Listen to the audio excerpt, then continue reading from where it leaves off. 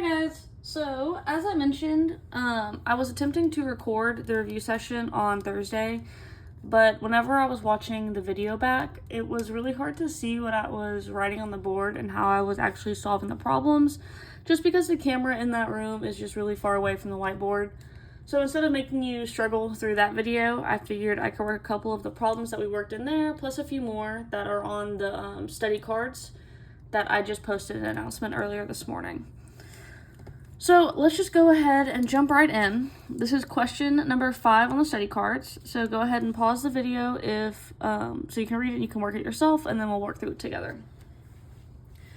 So this question, you can kind of see I dissected it already just a little bit. Let's talk through it. This question says, a chemist must determine the concentration of nickel in a water sample. She prepares 6 samples by adding 10 ml of well water to 6 50 ml vol flasks. She then adds increasing volumes of 25 parts per million nickel solution to the flasks and dilutes to 50 ml with 0.1 molar HNO3. A graph of absorbance versus concentration gave the line y equals 0.0428x plus 0.0487. Calculate the nickel concentration in the well water sample.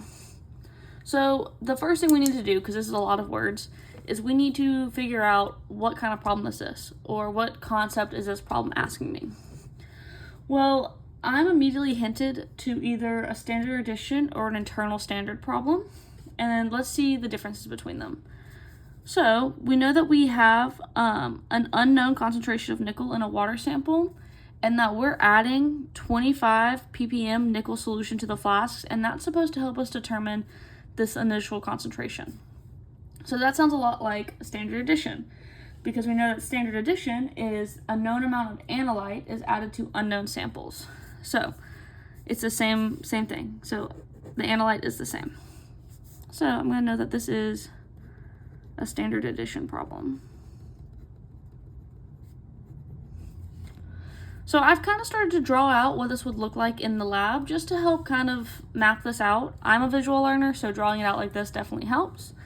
So we had 6 samples, 1, 2, 3, 4, 5, 6. We started by adding 10 ml of well water. So at the very bottom of each flask, you should see a little bit of purple. That's our 10 ml of well water. Then we added increasing volumes of that 25 ppm nickel solution. So in the pink, we can see that we've added more and more to each flask. And then we dilute it to 50 with 0.1 molar HNO3. That's the blue. So, and then we're also given that the graph gives me this line. So how are we going to go about solving this problem? Well, let's think about what we know about standard addition. We know that when y equals 0, the x-intercept is the same as our final concentration, or x of f, x final. So let's use that to our advantage, because we have this equation of a line. So we know y equals 0.0428x plus 0.0487. I just said when y equals 0, we can get our final concentration. So let's set y equal to 0.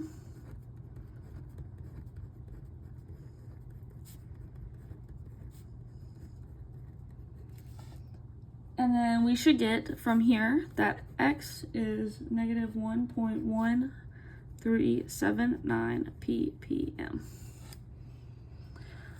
Don't be alarmed that this is negative. Remember, when we're thinking about standard addition, that line usually looks like this, right? And I'm looking for this number, so it should be negative. So what do we do now with this information? Well, I said that this was our final concentration. So x of f is 1.1379 ppm. And this is in a final concentration of 50.0 milliliters, right? We are looking for our initial concentration, calculate the nickel concentration in the well water, which was this purple part. And we know that that was in 10 milliliters. This looks vaguely familiar to M1V1 equals M2V2. So let's just go ahead and use that. M1X, unknown, was in 10 milliliters. And then we know M2 is 1.1379 ppm, and that was in 50 milliliters. And so from here, we should get that X is 5.69 ppm. Ta-da! So the tricky part of this question is actually dissecting it and figuring out what kind of question you're looking at, and then how to go from there. So let's look at a little bit of a different one. This is question number 6 in those study cards. So it says, a researcher collected 14.74 grams of spinach and extracted DDT, producing a 3.14 milliliter sample containing an unknown amount of that DDT. Then they prepped a sample for analysis that contained 0.750 milliliters of unknown DDT solution plus 1.50 milliliters of 10.69 milligram per liter chloroform, which was diluted to a final volume of 25 milliliters. This was run through GCMS, and we found that there are peak areas of 7283 and 14365 for DDT and chloroform. And given that the response factor is 0.138, calculate the amount of DDT in the spinach sample. So there's a couple of hints in here that tell us what kind of problem this is. I think the biggest one is that it tells us we're given a response factor, so that's going to go ahead and hint to me that I'm looking at an internal standard. But based on the definition of internal standard, we know that this is a known amount of a compound different from the analyte that's added to an unknown. So, unlike our last problem, we had a known nickel concentration added to a solution that already contained nickel. We have a known chloroform concentration added to a sample containing an unknown amount of DDT. So that is another big hint that this is an internal standard problem. So I'm going to, again, kind of work through this by drawing out what's actually happening, because maybe that'll help me visualize the problem just a little bit better. So let's see. We have a flask over here. And in it, there's 3.14 milliliter sample containing an unknown amount of DDT. So in the sample, it's 3.14 milliliters of unknown DDT. We're now going to take 0.750 milliliters of this solution and make a new solution.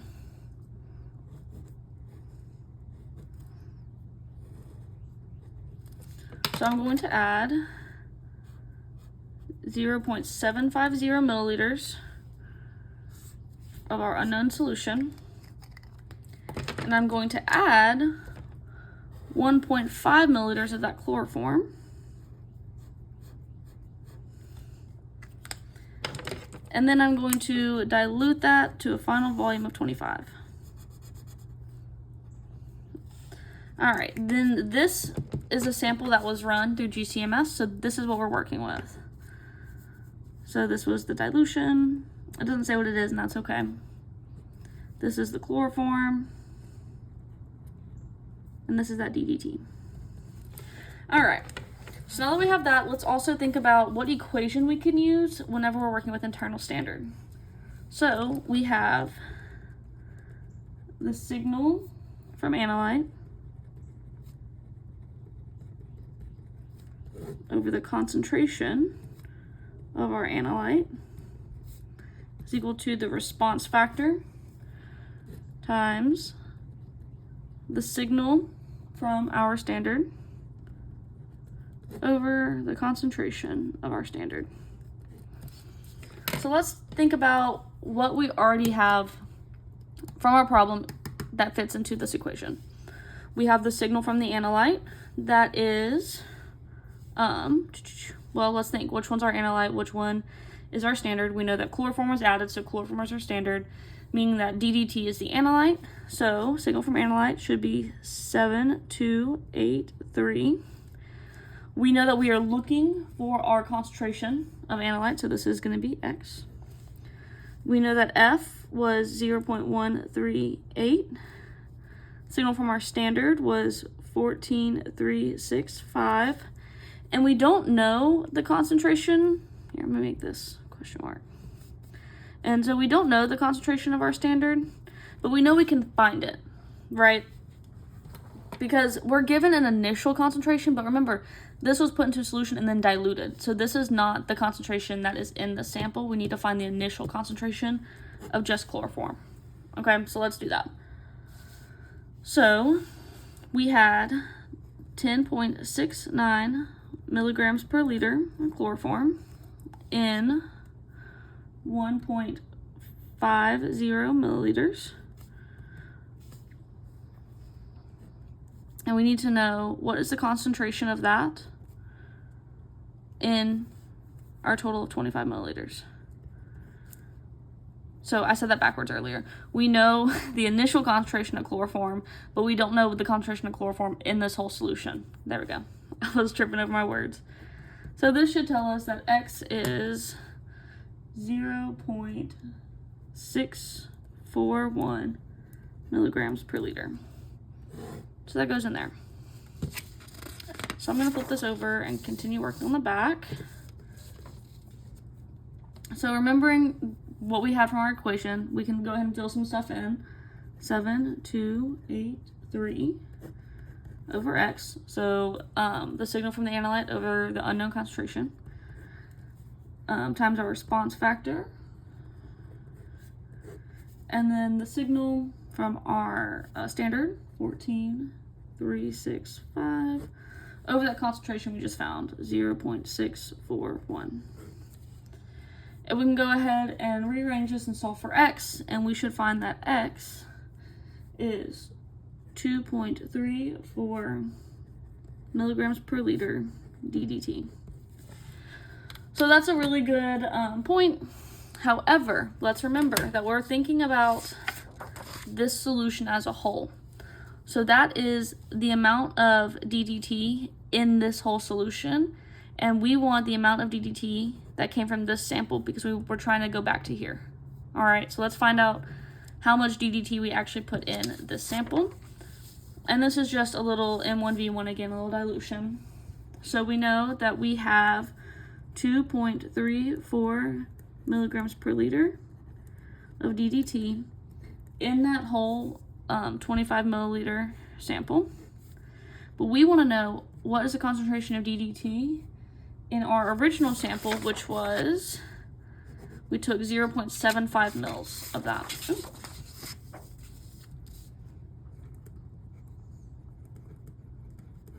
And this will tell me that we had originally 78.3 milligrams per liter. So that tells me in this 3.14 milliliters of unknown amount that it was at a concentration of 78.3 milligrams per liter. However, we can't stop there because it wants us to find the amount of DDT in the spinach sample in milligrams of DDT per grams of spinach. So we're so close.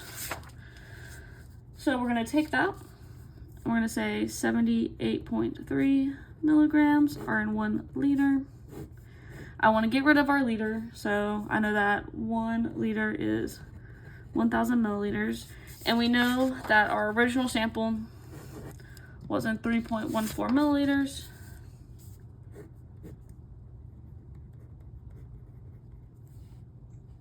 And that lets me cancel out a bunch of things. So, gone, gone, gone, gone. And this tells me that I have 0.246 milligrams of DDT. And then we knew that spinach, let's see, we had 14.74 grams of spinach. So I can say that 0.246 milligrams of DDT per 14.74 grams of spinach. And that is 0.0167 milligrams of DDT per grams of spinach. So that problem was a little lengthy, but hopefully you followed. The biggest thing for this one, and even the one we did right before it, is drawing this out helped me a ton because this is a lot of words to get lost in. I highly recommend drawing whenever you can on the exam because I do think it helps a lot, and it lets me follow your thought process a lot better and give you partial credit when applicable. So let's switch it up a little bit. We're going to look at number 8. So go ahead and read through that one. So it says a 0.180 mole quantity of CoCl2 is added to a liter of 1.20 molar NH3 solution. What is the concentration of CO2 plus ions at equilibrium? The formation constant is 5.0 times 10 to the 31. Okay, so we know that we have a formation constant for this compound, right? So let's break this apart. Breaks apart into CO2 plus 6 NH3 minus. And we know that for the formation constant that it is CO2 plus 6 NH3 makes CO NH3 6 2 plus. In my head, I need to reverse it because I said formation constant, so it's forming this. So, all right. So I'm going to do something, and hopefully you all don't hate me for it, but I am going to do an ice table. And when I do ice tables, I do like to draw just a little squiggle right here to separate my products and reactants. And I'm going to say, initially, we had 0.180 moles of CoCl2 and this many molar NH3. What's the concentration?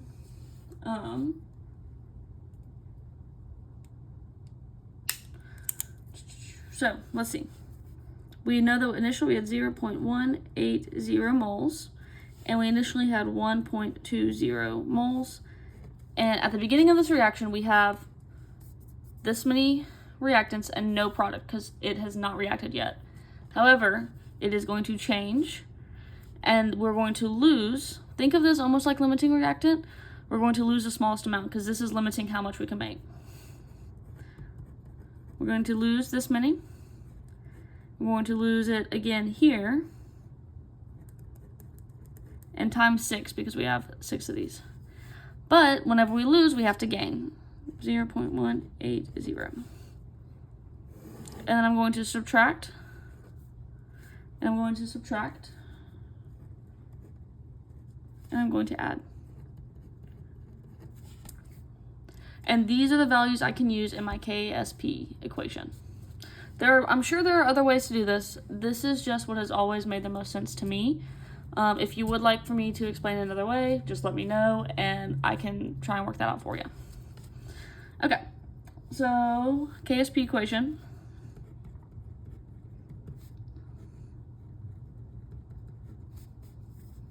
Oh, wait, hold on. Nope, I'm backwards. Remember, I'm looking at this one. Let me remind myself so I don't mess it up. Okay. KSP is CONH3 6 over CO2 plus, and then NH3 raised to the 6. We know a couple of things, so let's go ahead and fill that out. We know that KSP is 5.0 times 10 to the 31. We know our concentration of CONH36 is right here, 0.180. We are looking for our concentration, and then we know that this is 0.12 raised to the 6.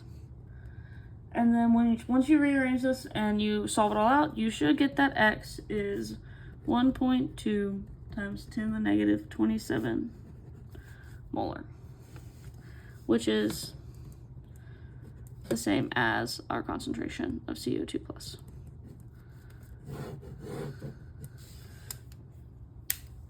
All right.